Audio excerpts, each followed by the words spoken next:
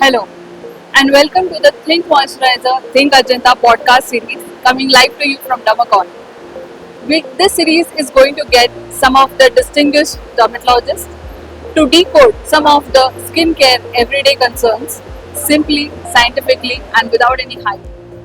Today, we are going to focus on a very interesting topic which is usually very neglected and it affects everyone at some point in time, that is, skin dryness and moisturization.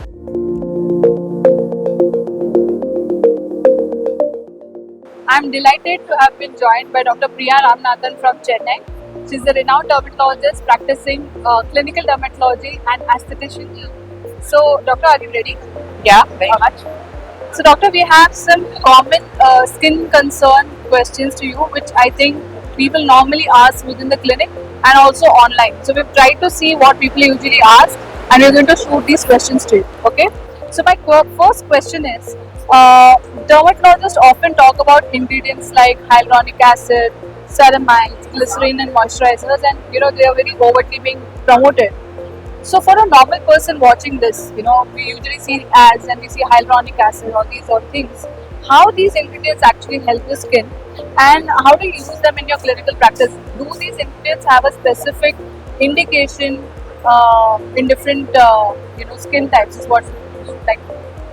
Okay, whatever you have named are very common ingredients now, like a glycerin or say a hyaluronic acid since last couple of years. They are basically moisturizing properties. They hydrate the skin and also at the same time lock the moisture in the skin and keep your skin soft and supple.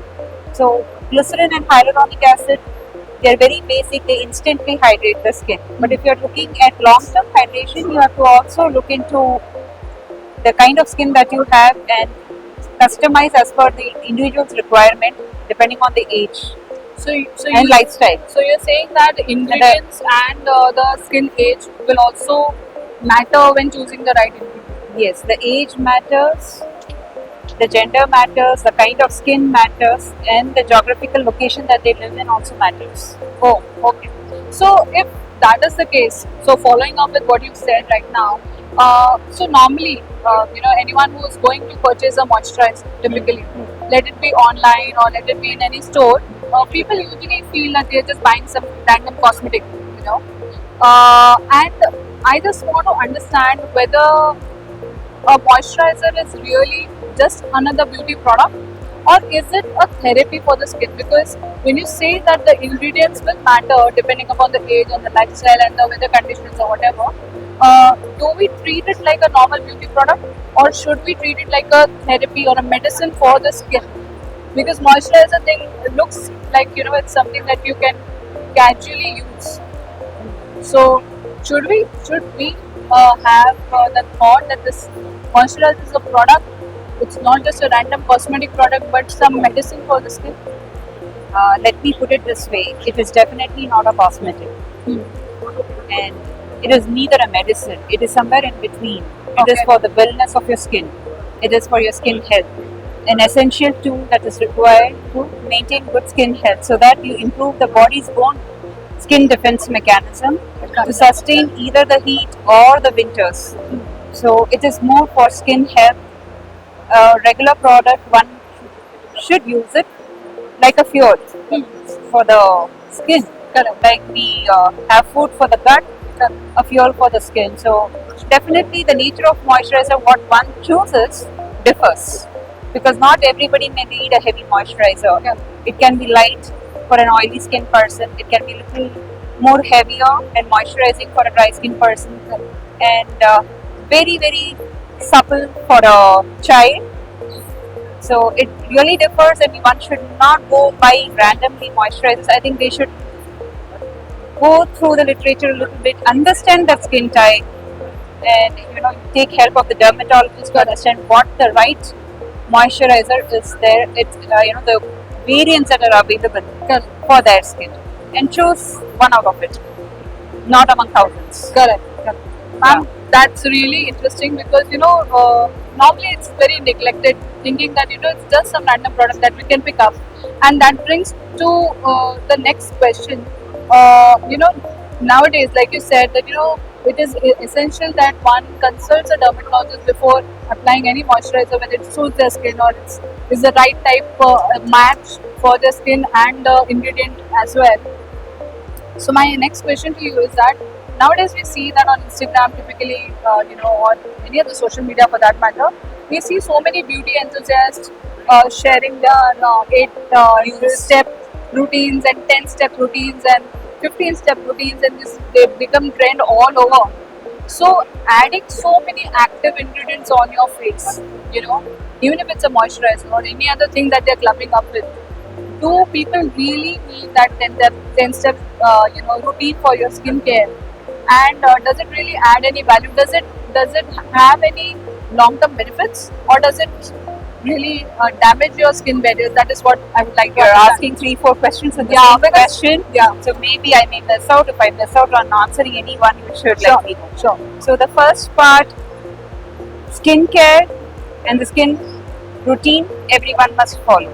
Despite the best skin that they may be blessed with, even choosing the right cleanser, starting from that step, which I think nobody misses. Yeah. However, the multi-step regime of 4, 5, or 10 is not really required. I would not at all, strongly recommend any such thing. As I said, the answer still remains the same. It depends upon the age of the person, gender of the person, their professional need, the lifestyle they are into, whether they are out in the sun for a long time, whether they are into sports or they are happily sitting in a 9 to 5 office job, whether they are exposed to pollution, whether they have oily skin, dry skin, aging skin, and it all matters. Correct.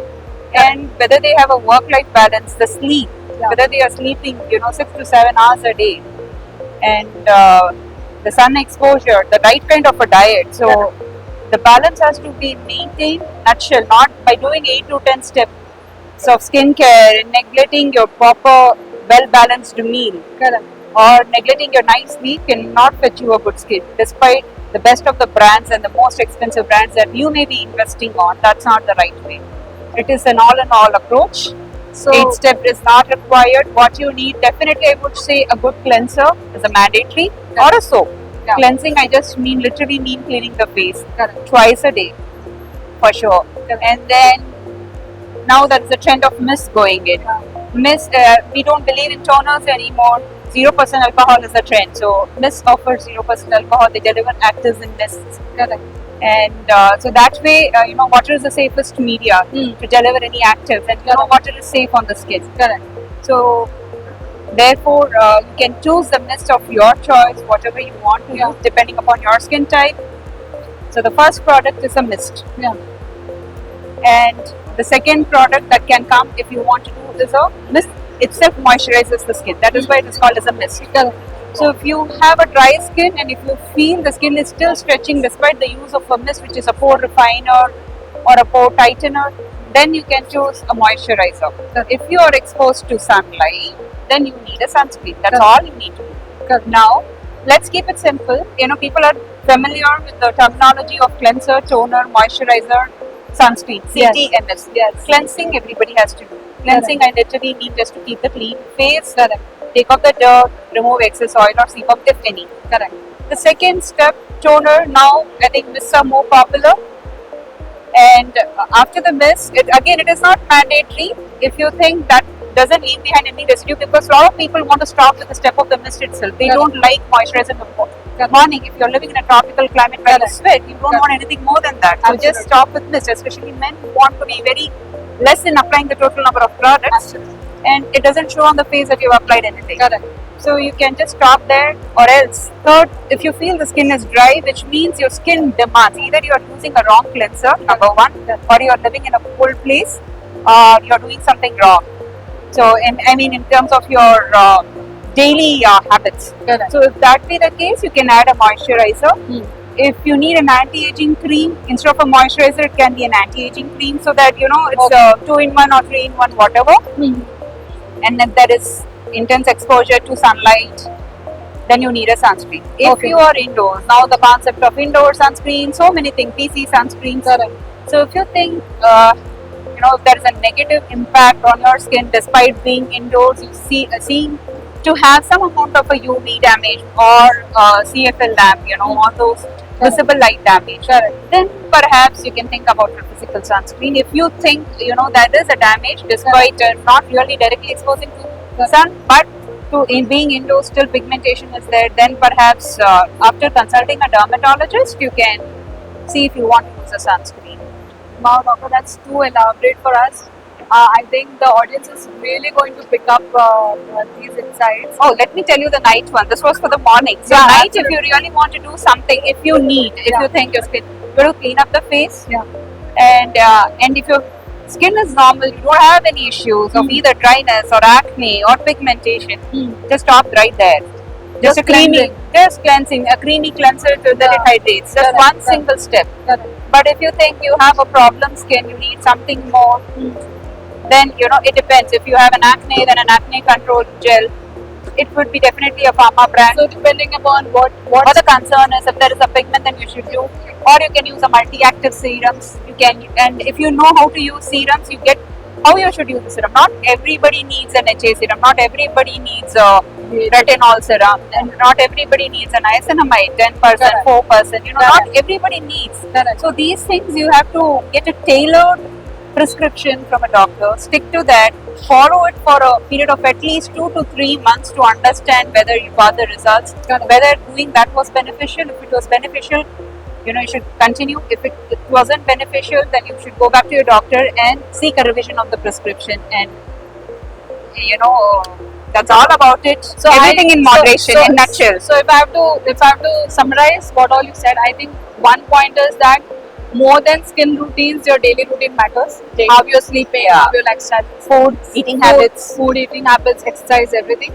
Second thing that I understood is that using too many things is not required. A basic cleansing, toning, moisturization, depending upon your Skin skin type. type, age is enough.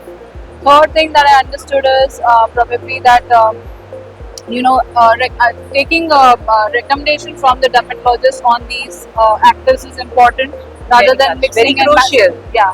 Rather than trying to make your own mixing cocktails and landing up in dermatitis, that is irritant dermatitis, because if you are watching the social media and randomly picking up things and then putting on your face, not really understanding whether your face needs it or whether it would be able to tolerate that active, then it can put you in serious trouble. So you should be careful, get a tailored solution, understand what your face requires. Absolutely. Yeah, and what it can tolerate. Yeah. Yeah. That only a doctor knows. So everyone who is watching this show, please know that it's always better that you take recommendations from a clinical dermatologist to understand what your skin really needs, what are the conditions that you live in, and what is the lifestyle changes that you need to do to have a healthy good skin. Thank you, doctor, for joining us. That was really insightful, and I think our audience is going to get a lot of insights from this. Thank you for joining once again, and stay tuned for more such episodes. Thank you.